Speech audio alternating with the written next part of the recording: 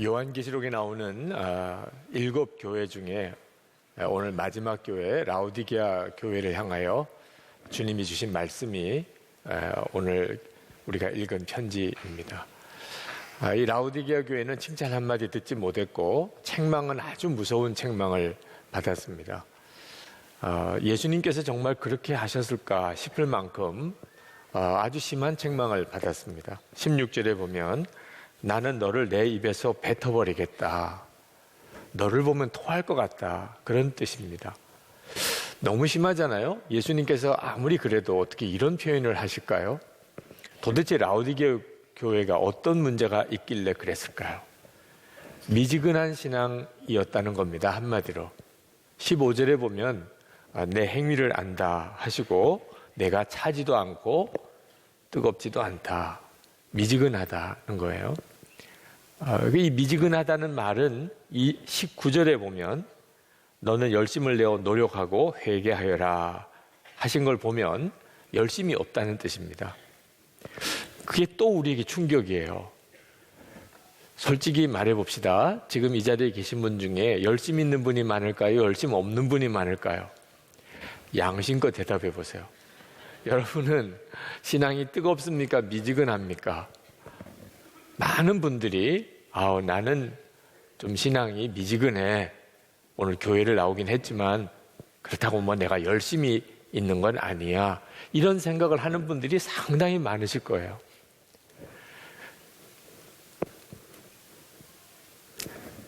그게 크게 잘못됐다고 생각하지 않으니까 그런 거죠.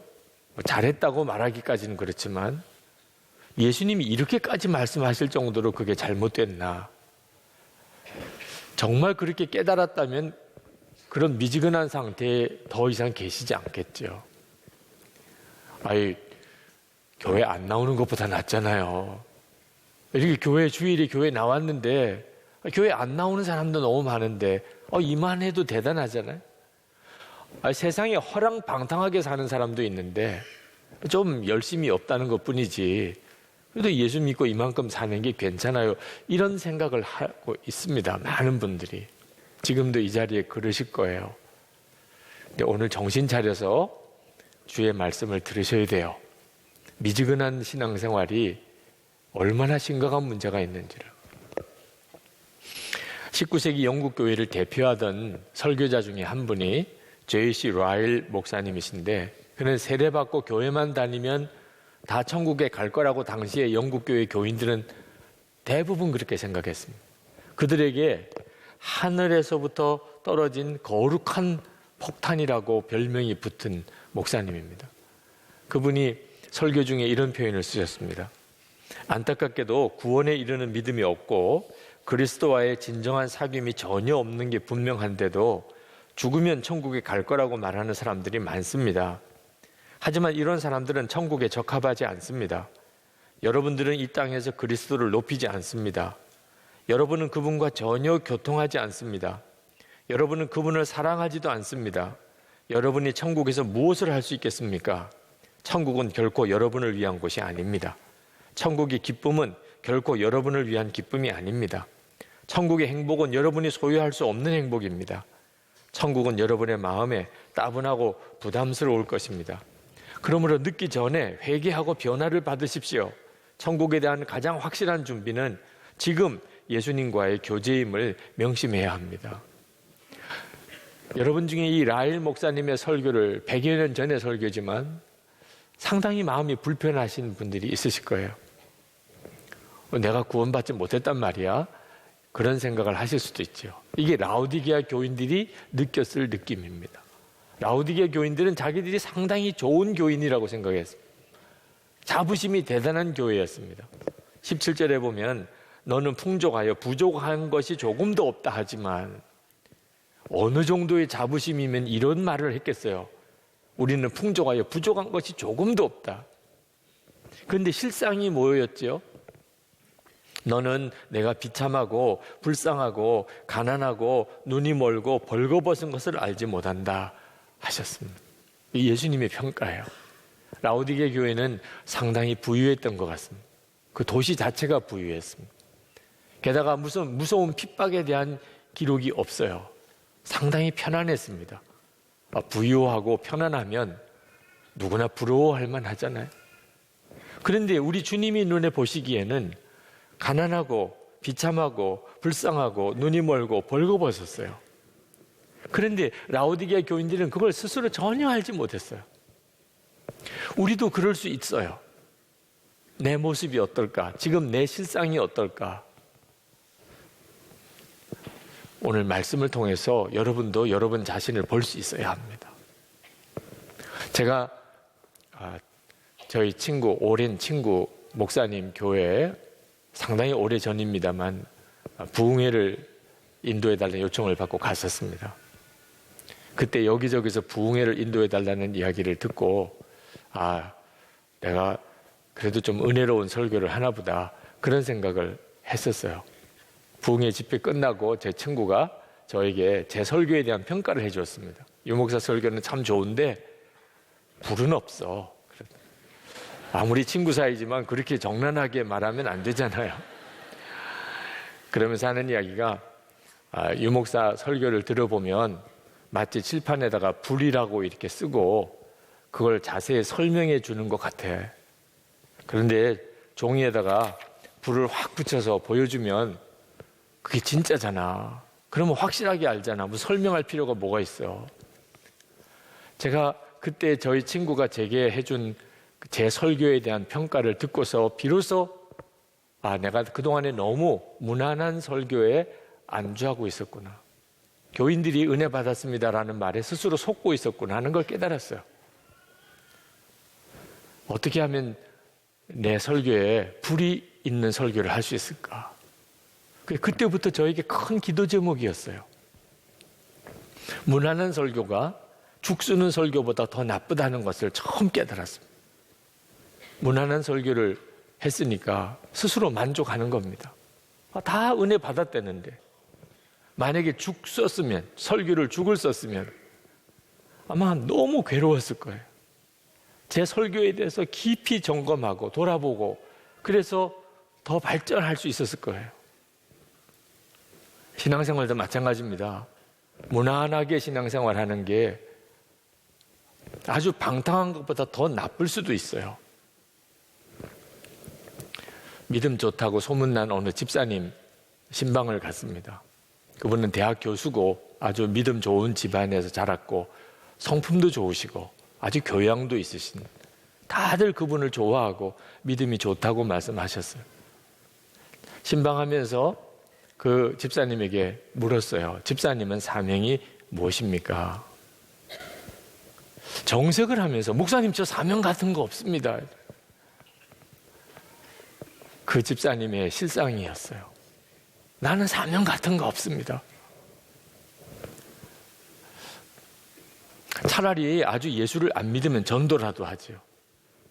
미지근한 신앙을 가지고 있는 사람은 전도도 못 받아요.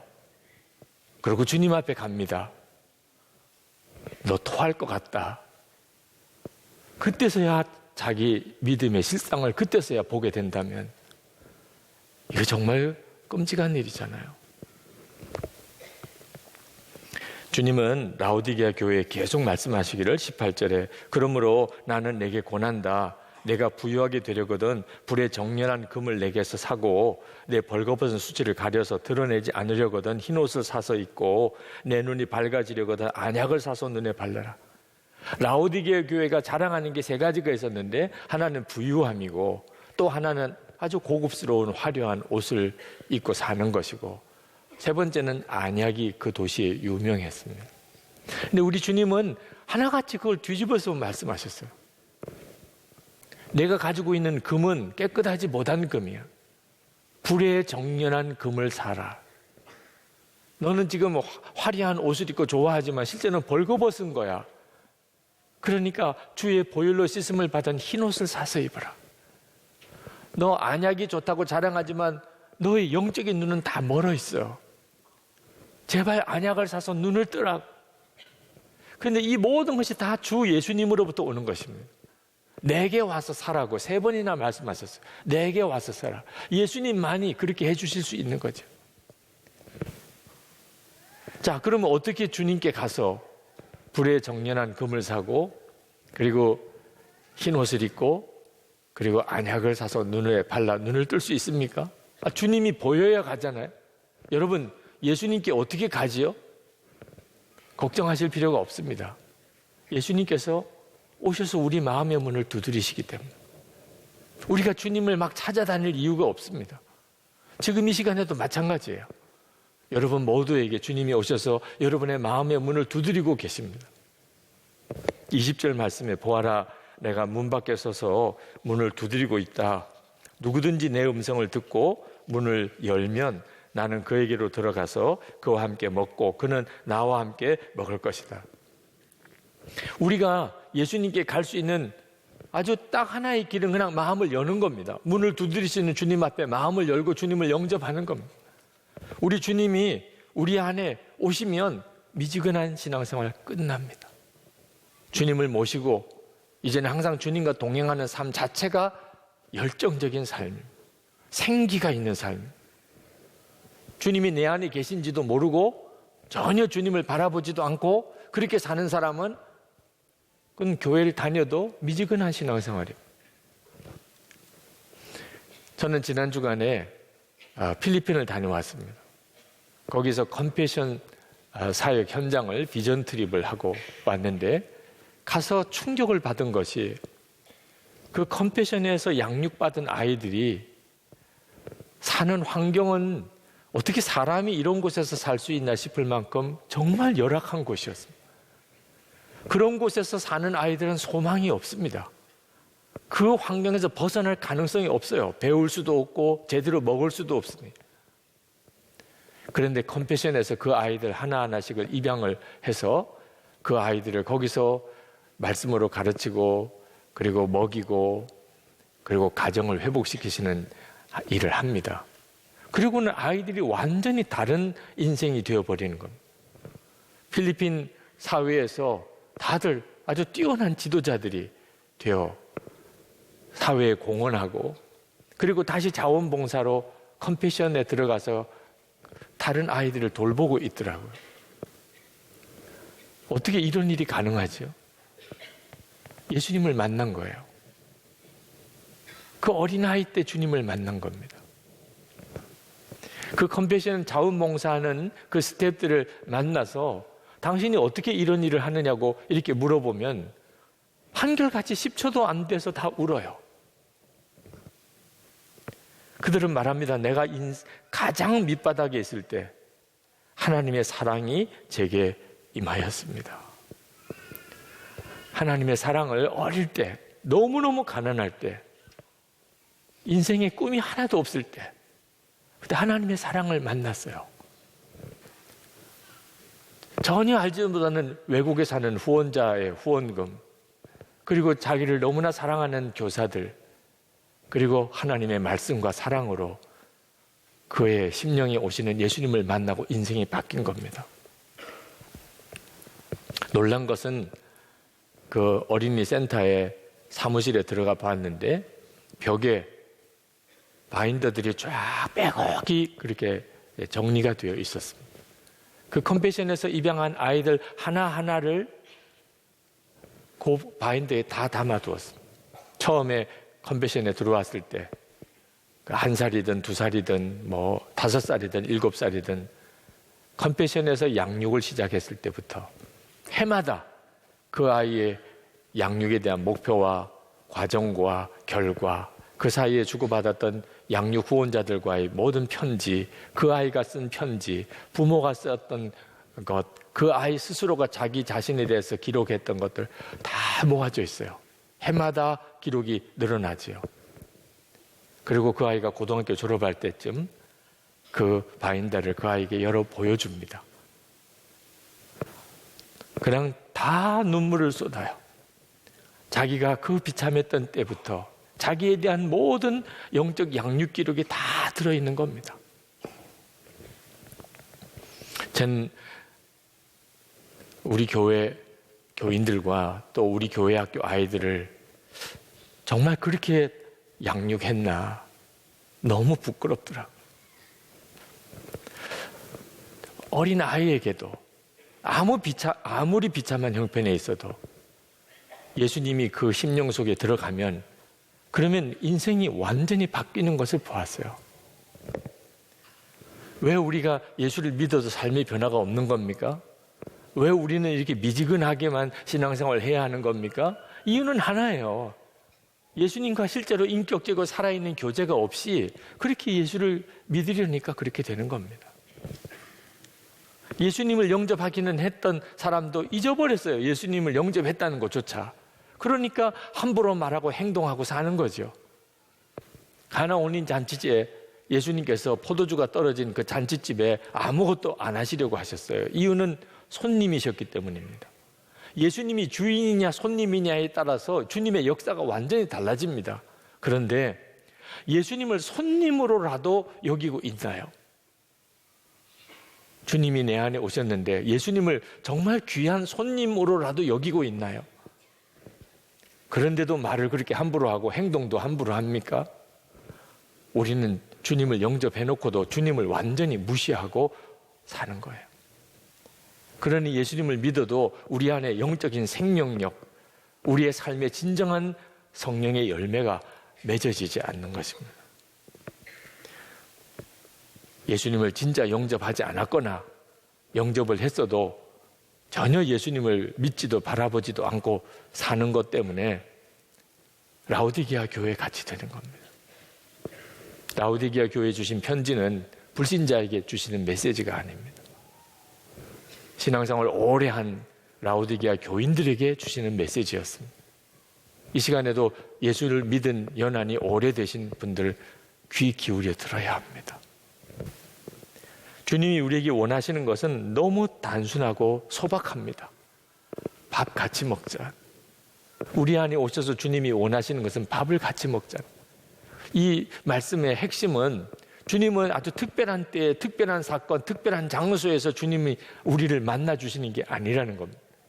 우리의 모든 평범한 일상 하루의 모든 순간에 주님은 우리와 같이 하기를 원하신다는 겁니다. 여러분이 그 사실을 명심해야 합니다. 우리가 예수님을 믿는다는 것은 진짜 예수님을 마음에 영접하고 주님과 늘 함께 사는 것입니다. 열심을 내라, 열심을 내야 한다고 해서 열심히 나는 것도 아닙니다. 주님이 내 안에 정말 오셨고 내가 그 주님을 바라보는 믿음이 생기면 그 자체가 열정입니다. 생깁니다. 라오디게아 교인들 주님이 책망을 하셨지만 실제로는 주님은 사랑으로 절절 끌었어요. 19절에 나는 내가 사랑하는 사람은 누구든지 책망도 하고 징계도 한다. 사랑하니까 책망하고 징계도 하셨다는 거예요. 사랑하지 않으면 그냥 내버려 두지요. 너무너무 사랑하니까 그렇게 아주 심하다고 느껴질 만한 책망도 하신 거예요. 너무 안타까우니까 라오디게아 교인들이 주님의 책망이라도 이렇게 마음에 느껴진다면 정말 감사할 일입니다.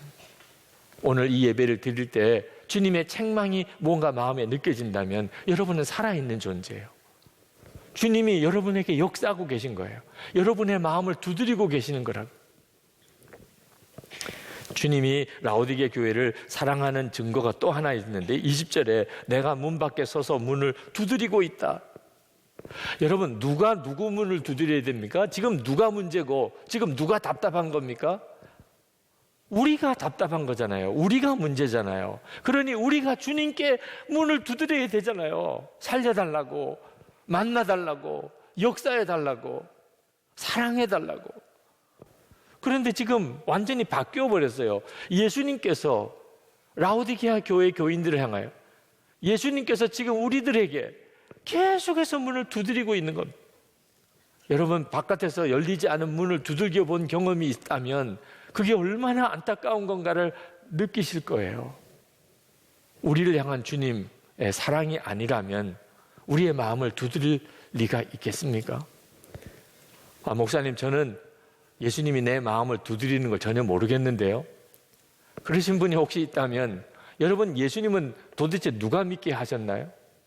예수님이죠. 새벽기도 누가 가게 하시나요? 예수님이죠. 오늘 예배 누가 여기까지 오게 하셨나요? 예수님이죠. 예수님께서 여러분의 마음을 두드리는 걸 아직도 모르시겠습니까? 이제는 마음을 열어야 돼요. 여러분, 언제까지나 주님이 마음의 문을 두드리고만 있는 대로 만족하면 큰일 납니다. 이제는 정말 주님께 여러분의 마음을 열어야 돼요. 여러분이 주님께 마음의 문을 열려면 먼저 여러분 주위 사람들에게 마음의 문을 함께 열어야 됩니다. 예수님께는 마음의 문을 열었는데 사람들에게는 마음의 문을 열지 않을 수가 없어요. 우리가 순간에 예수님과 정말 친밀하고 나와 함께 계시는 게 믿어지는 이런 단계를 순간에 얻어지지 않습니다. 처음에는 사람을 의식하는 게 주님을 바라보는 것보다 더 강해요. 내가 실제로 눈으로 보는 사람들. 그래서 주님은 주님께도 마음을 열지만 사람들에게도 마음을 열게 하시는 겁니다. 사람을 더 먼저 의식하게 되지만 계속 주님을 바라보는 마음으로 내가 마음을 열고 어둠의 권세가 내 마음을 사로잡지 못하게 하다 보면 비로소 주님이 나와 함께 계시는 게 믿어져요. 사람보다도 주님이 더 의식하게 된단 말입니다. 그래서 우리가 영성일기 나눈 방에 여러분들이 들어오시라고 하는 겁니다. 일기를 나누는 것에 대해서 기겁하시는 분이 있어요. 마음을 열라는 것에 대해서 기겁하는 분이 있어요. 그러면 한번 물어보겠습니다. 도대체 뭘 숨기고 살아요? 아니, 그걸 왜 끝까지 숨기고 살려고 그러세요, 또? 언제까지 그러시려는 거예요? 내가 사람들에게 마음을 열 수가 없는 것이 큰 문제가 있다는 거예요. 그게 마귀가 여러분의 마음을 사로잡고 있는 것입니다. 마귀가 자기 정체가 드러나지 않고 여러분 마음에서 빠져나와야 되겠기 때문에 계속 숨기고 살게 하는 겁니다. 주님이 괜히 우리의 마음을 열고 들어오시려고 하는 게 아닙니다. 여러분, 미지근한 신앙생활에서 벗어나야 합니다. 이거는 여러분의 노력으로 해결되는 문제가 아닙니다.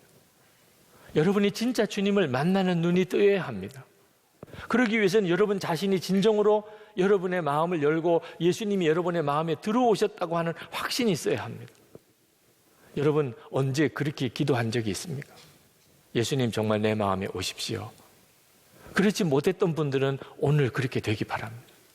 예수님을 내가 영접하기는 했었지, 그런데 내가 주님을 잊어버리고 살고 있다면 여러분 이제 정말 정신 차리고 이미 여러분 안에 오신 그 주님을 이제는 바라보셔야 됩니다. 주님을 바라보고 항상 마음을 열고 그렇게 살기 시작해야 합니다. 다음 주일은 추수감사주일입니다. 진정으로 하나님께 마음이 뜨거워서 감사하는 사람이 있고 미지근한 믿음으로 그저 절기의 하나로 형식적으로 지키는 부류로 확 갈라집니다. 여러분 어느 쪽으로 가기를 원하십니까? 교사 모집을 위해서 아까 영상을 보셨는데 교사로 헌신하는 일은 미지근한 믿음이 있는 사람은 불가능합니다. 그렇지 않아도 힘들어 죽겠는데 지금 내가 교회 학교 교사를 하란 말이에요. 여러분 안에 주님이 오셔서 주님께서 그 일의 기쁨을, 비전을 알게 하시기 전에는 못하는 일입니다. 어떻게 하시겠습니까? 이 시간에 주님, 제가 진정으로 예수님, 제가 제 마음에 주님을 영접합니다. 그렇게 고백하실 수 있는 분.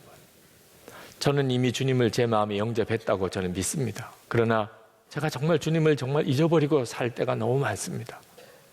그래, 이제는 제 마음에 주님이 오셨음을 제가 확신하고 그 믿음으로 제가 이제 살겠습니다. 주여, 제 눈을 열어주세요. 주를 바라보게 해주세요. 주님과 동행하게 해주세요. 이제는 더 이상 이 미지근한 신앙생활에서 내가 완전히 벗어나게 해주세요. 그 갈망이 있으신 분들은 이 시간에 자리에 일어나시기 바랍니다. 여러분을 위해서 기도하겠습니다. 여러분도 하나님 앞에 간절한 마음으로 구하십시오. 제 신앙생활이 완전히 달라지기 원합니다. 소아시아 7교회에 대한 말씀을 오늘까지 이제 마칩니다. 여러분의 믿음을 주님 앞에서 철저하게 점검하고 그리고 살아계신 주님과 동행할 수 있게 되기를 바랍니다.